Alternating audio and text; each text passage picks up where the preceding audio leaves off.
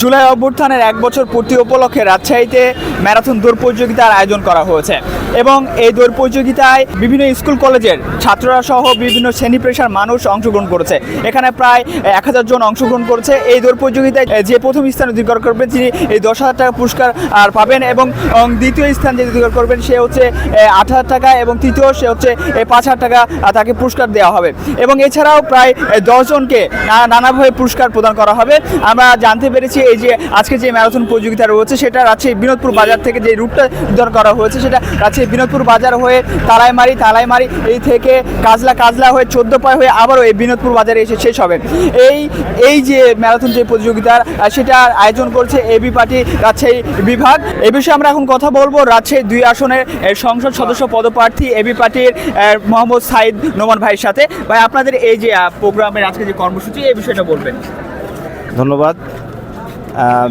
Basically আমাদের আজকের এই কর্মসূচিটা হচ্ছে জুলাই বিপ্লবে যে সমস্ত ভাই শহীদ হয়েছে তাদের স্মরণে, পাশাপাশি যে সমস্ত ভাই আহত হয়েছে তাদের সম্মানার্থে আমাদের এই কর্মসূচি নিয়েছি আমরা। বলতে গেলে এটা রাজশাহীতে একটা ব্যতিক্রমধর্মী কর্মসূচি আর কি।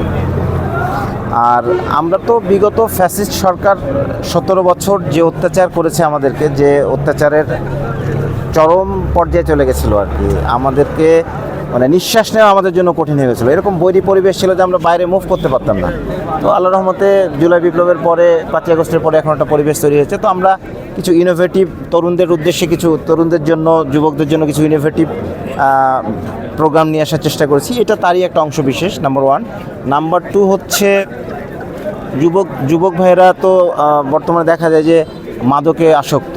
সকালবেলায় উঠে যে এই 6টার সময় এখানে আসতে পারবে এরকম অংশ সবসময় হয় না। তো এইটা মাদক থেকে যেন তারা একটু দূরে থাকতে পারে, এর জন্য মানে বেসিক্যালি এটা আয়োজন করেছে আর কি।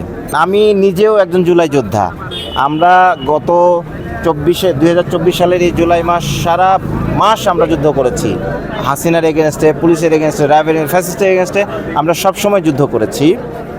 আমি জুলাই যোদ্ধা হিসেবে দেখেছি যে আমরা ওই সময় আমাদের পার্টির একটা আলাদা টিম ছিল, আমাদের একটা ডাক্তারদের নিয়ে আমাদের একটা টিম ছিল। এই টিম ওই সময় যে সমস্ত ভাইয়ের আহত হয়েছে সেই প্রত্যেকটা হসপিটালে গিয়ে ভর্তি করা, ট্রিটমেন্ট করা, খোঁজখবর নিয়ে এটা করেছি।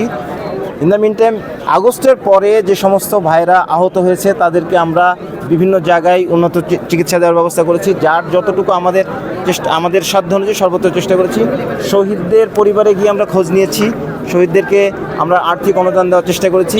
ইনশাল্লাহ সরকারিভাবে যেন জুলাই যোদ্ধাদের স্বীকৃতি দেওয়া হয়, জুলাই যোদ্ধাদের যেন পুনর্বাসন করে, এই ব্যাপারটা নিয়েও আমরা সোচ্চার এবং রাষ্ট্রের সর্বোচ্চ পর্যায়ে গিয়েও আমরা এই ব্যাপারটা নিয়ে কথা বলেছি এবং এটা আমাদের অব্যাহত থাকবে ইনশাল্লাহ। অনুভূতিটা হচ্ছে আসলে এটা বোঝানোর মতো না, কারণ একটা বিশ্ববিদ্যালয়ের স্টুডেন্ট প্রথমত, আর আমরা আসছি অনেকটা মানে নেত্রকোনা থেকে অনেকটা দূর থেকে আসছি। এখানে বাবা মা নাই, বিশেষ করে বাবা মা ছাড়া আসছি, মেসে থাকতে হয়, খাবারের সমস্যা আছে। সব মিলাই আলহামদুলিল্লাহ এই উদ্যোগটা অনেক ভালো লাগছে। এরকম যদি প্রত্যেকটা সংগঠনে যদি এরকম একটা মানে এই সমাজে মানুষের পাশে দাঁড়ায় তাহলে মনে করি আসলে ভালো হয়, ভালো একটা এই দিকটা ভালো, পজিটিভ দিক।